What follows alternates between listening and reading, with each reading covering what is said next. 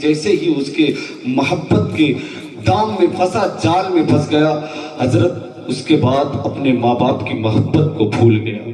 یہ باپ کی تڑپ کہتی ہے، اس کے آنکھوں کے آنسو بتاتی ہے۔ میں سوچتا ہوں لوگوں کیسے تم بھول گئے اس ماں کی محبت کو، کیسے گالیاں بکتی تو نے اپنے ماں کو، کیسے ستایا تو نے اپنے ماں کو، جس ماں نے تجھے رات بھر 9 مہینے اپنے پیٹ میں رکھا۔ اللہ اکبر، کھانا کھاتی تھی نا تو اس کے کھانا پیٹ سے باہر آ جاتے تھے، قے کرنے لگتی تھی، اسے چکر آیا کرتا تھا، لیکن کبھی یہ نہ کہا کہ میں کیوں اسے پالوں، میں اپنے پیٹ میں کیوں رکھوں۔ وہ بوجھ لے کر دھوتی رہی، چلتی رہی، کام بھی کرتی رہی۔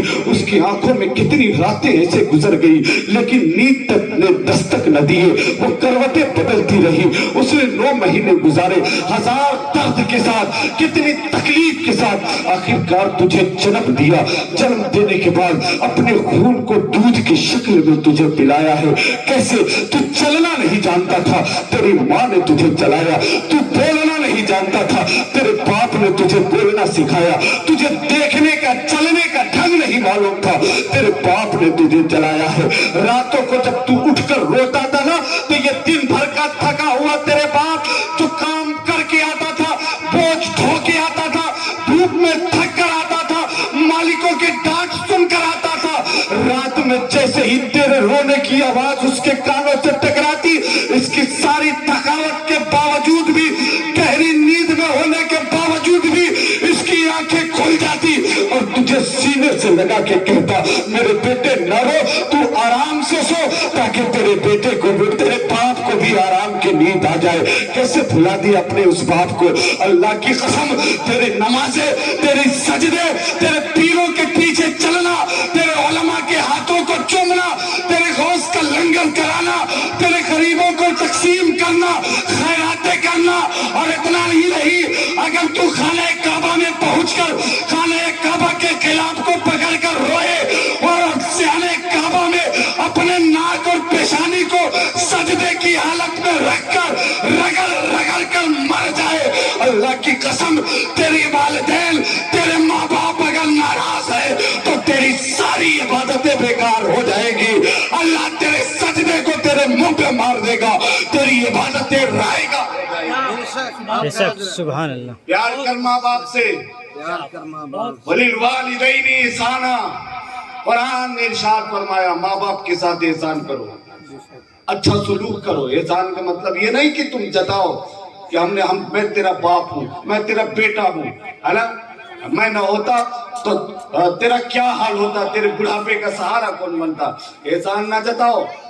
احسان کا مطلب یہ نہیں کہ ہم کما کے لا کے دیے تو تم کھاتے ہو، ورنہ کون پوچھتا میرے جیسا بیٹا ہے کہ تجھے پوچھ رہا ہے۔ یہ احسان نہ جتاؤ، اچھا سلوک کرو۔ قرآن کا نظریہ پیش کر دیں، قرآن کیسے کہتا ہے، وَلَا تَقُلْ لَهُمَا اُف، اپنے ماں باپ کو اف تک نہ کہو۔ اف کب کہتے ہیں معلوم؟ جب کسی کی بات آپ سنتے ہیں اور آپ کو ناگوار لگتی ہے تو آپ کہتے ہیں اف، ہے نا، ایسے بھی کہنا منع۔ وَلَا تَنْهَرْهُمَا، انہیں ڈانٹو نہیں، انہیں جھڑکو نہیں۔ قرآن کہہ رہا ہے جی، اللہ کہہ رہا ہے، اللہ ارشاد فرماتا ہے، انہیں جھڑکو نہیں، انہیں ڈانٹو نہیں، اونچی آواز میں بات کرو۔ تو ہے کون اپنے ماں باپ سے اونچی آواز میں باتیں کرنے والا؟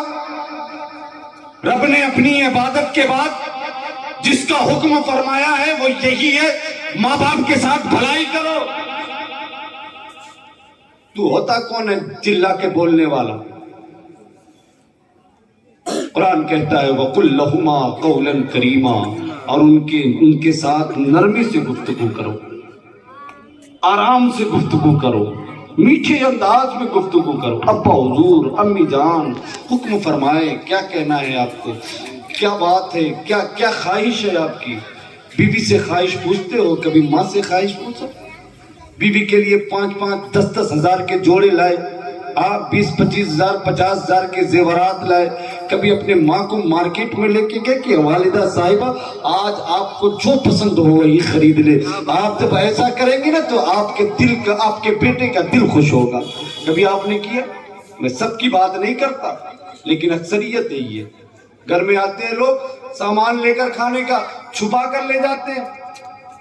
ماں پوچھتی بیٹا کیا ہے تو جواب نہیں دیتے, جھوٹ بول لیتے ہیں, کہا کچھ نہیں بس ویسے کوئی سامان لے گئے. اللہ اکبر, یہ تم اپنی ماں سے کہتے تجھے پتا ہے؟ تیرے گھر کی غریبی کے حالات تجھے معلوم ہے؟ انا تیرے گھر میں کبھی ایسا بھی گزرا ہوگا؟ کبھی تصور تو کرو, تمہارے گھر میں ایک ہی روٹی ہوگی, ماں نے تیرے سامنے رکھ دیا ہوگا, تو کہا بھی ہوگا نا کہ ماں تو کھا لے, تو ماں کہتی ہوگی بیٹا ہمارا پیٹ بھرا ہوا ہے تو کھا لے. اس محبت کو بھول گئے, احسان کو بھول گئے. اللہ کی قسم مسلمانوں, اللہ کو راضی کرنا ہے نا تو ماں باپ کو راضی کرو, ماں باپ کو راضی کرو. ان کی محبت و ان کے احسانات ہمارے اوپر ہے. اللہ رب العزت ہمیں اپنے ماں باپ کی نافرمانی سے محفوظ فرمائے, آمین. ان کی فرما برداری. اور سنو قرآن کی بات آگے سنو, کیا طریقہ بتایا ماں باپ کے ساتھ.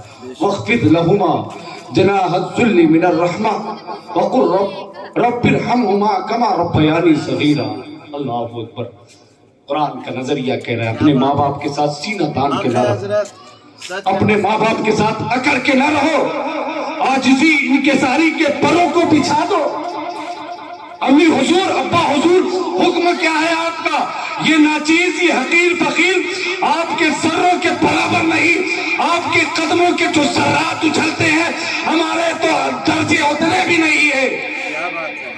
قرآن کہہ رہا ہے وَخْفِضْ لَهُمَا جَنَاحَ الذُّلِّ مِنَ الرَّحْمَةِ, عاجزی انکساری کے پروں کو بچھا دو اور رب کی بارگاہ میں دعا کرو. وَقُلْ رَبِّ ارْحَمْهُمَا كَمَا رَبَّيَانِي صَغِيرًا. اے پروردگار عالم, جب میں کمزور تھا, جب میں بچپن میں تھا, جب میں پیدا ہوا, میرے ہاتھ نہیں ہل رہے تھے, میری ماں نے مجھ پہ رحم کیا, میرے پیر نہیں چل رہے تھے, میرے باپ نے مجھ پہ رحم کیا, مجھے کھانا نہیں آتا تھا, میرے والدین نے مجھ پہ رحم کیا, میں کروٹ نہیں لے سکتا تھا, میری ماں نے مجھے کروٹ لینا سکھایا, میں زندگی کے کسی بھی اونچ نیچ کو سمجھ نہیں پاتا تھا. اے پروردگار عالم, جب میرے اندر طاقت نہیں تھی, میرے اندر سوجھ بوجھ نہیں تھی, تو میرے والدین نے مجھ پہ رحم کیا. یہ اللہ, ہم میرے والدین بوڑھے ہو گئے, یہ کمزور ہو گئے, پروردگار عالم جیسے رحم, جیسی محبت, جیسے کرم میرے باپ نے مجھے بچپن میں میرے اوپر کیا, ایسے ہی کرم ان کے بڑھاپے میں ان کے اوپر تو فرما دے, تو کر دے, رحمتیں نازل فرما دے. قرآن یہ طریقہ بتا رہا ہے. کہاں جا رہے ہو ماں باپ کے بارے میں سیکھنے؟ قرآن تو پڑھو, اللہ کا کلام تو پڑھو, لکھا ہے اسی میں, ہم نے تو کتابوں میں سجا کے رکھ دیا. اب آپ کہو گے کہ ہمیں عربی نہیں آتی, یہ زمانے کا کوئی عذر نہیں ہے. ہندی میں بھی قرآن ہے, انگریزی میں بھی قرآن ہے, ہر بھاشے میں قرآن کا ٹرانسلیٹ ہو گیا.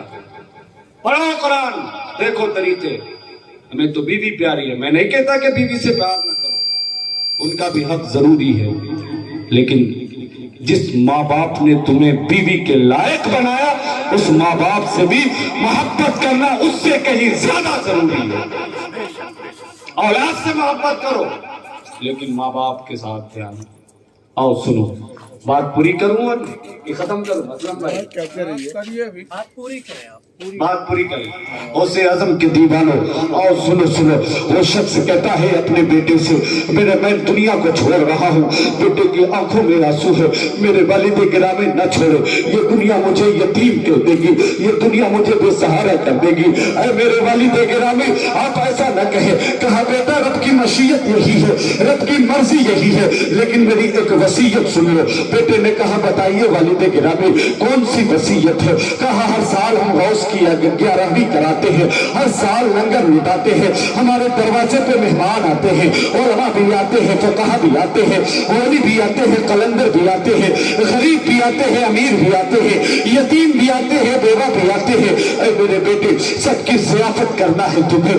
اگر میں انتقال کر گیا اور 11ویں تک نہ پہنچ سکا تو میری طرف تم بھی اپنے غوث کے بارگاہ میں لنگر کا نیاز پیش کرنا اور سارے لوگوں کے مہمان نوازی کرنا. کہا ابا حضور اگر ایسا ہو گیا تو آپ کے حکم پہ عمل کروں گا اور ایک بار برابر بھی کوئی کمی نہ ہونے دوں گا۔ کہا ٹھیک ہے، رب کی مرضی یہی ہوئی۔ 11ویں شریف سے پہلے اس کا انتقال ہو گیا۔ دوسرے دن 11ویں ہے، اسے ایک کمرے میں رکھ دیا گیا، ایک کمرے میں اس کی میت رکھ دی گئی۔ اس کے بعد لنگر کا انتظام ہونے لگا۔ صبح ہوئی، لنگر تیار کیا گیا۔ لنگر تیار کرنے کے بعد نیاز بارگاہ غوثیت میں پیش کی گئی۔ لوگوں کو ہجوم اکٹھا ہو گیا، لوگ آئے، دسترخوان پہ بیٹھے، کھانا لگا دیا گیا۔ بیٹے نے کہا کہ آپ لوگ تناول فرما لیں۔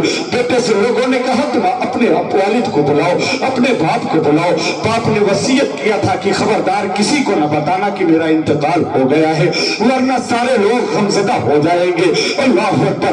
باپ کی وصیت پہ عمل کرتے ہوئے بیٹے نے بتانا مناسب نہ سمجھا۔ کہا آپ تناول فرما لیں، میرے باپ مصروف ہے کسی کام میں لگے ہوئے ہیں۔ اللہ اکبر۔ اتنا سننا تھا، عام لوگ تھے، آئے کھا کر چلے گئے۔ جب سارے لوگ کھانا کھا لیے واپس ہو گئے، اخیر میں ایک فقیر آتا ہے، ایک مرد قلندر آتا ہے جس کے چہرے پہ نورانیت ظاہر ہے، جس کے بال خوبصورت ہے اور ولایت کے ساتھ چشمہ نظر آ رہا ہے۔ ایسا لگتا ہے کہ یہ جو بول دے رب قبول کر لے گا۔ ایسا لگتا ہے کہ ہونٹوں سے آواز نہیں بلکہ کمل کھل رہے ہیں، گلاب کے پھول کھل رہے ہیں۔ وہ فقیر آتا ہے، آنے کے بعد کہتا ہے کہ دسترخوان لگاؤ، مجھے دعوت دی گئی تھی۔ بیٹے نے دسترخوان لگایا۔ دسترخوان لگانے کے بعد اس مرد قلندر کو بیٹھایا ہے۔ بیٹھانے کے بعد کہا، کھانا پیش کیا، پانی رکھ دیا۔ کہا حضور اب تناول فرما لیجئے۔ کہا اپنے باپ کو بلاؤ۔ اس نے کہا میرے باپ نہیں آ سکیں گے۔ کہا نہ بلاؤ، اس نے مجھے دعوت دی ہے، اس نے مجھے بلایا ہے، اس کو آنا پڑے گا۔ کہا نہ میں نہیں بلا سکتا۔ کہا اسے بلاؤ، جب تک وہ نہیں آئے گا میں کھانا نہیں کھاؤں گا۔ اللہ اکبر۔ عام لوگ کھانا کھا کر چلے گئے، لیکن یہ مرد قلندر ہے، اللہ کی بارگاہ سے قربت حاصل ہے اسے۔ وہ کہہ رہا ہے، بیٹا پریشان ہو گیا، اپنی ماں کے پاس جاتا ہے، جا کر کہنے لگتا ہے امی جان۔ کہا کیا بات ہے بیٹے؟ کہا سارے لوگ تو کھا کر چلے گئے، اخیر میں ایک شخص آیا ہے جس کے چہرے سے نورانیت ظاہر ہے۔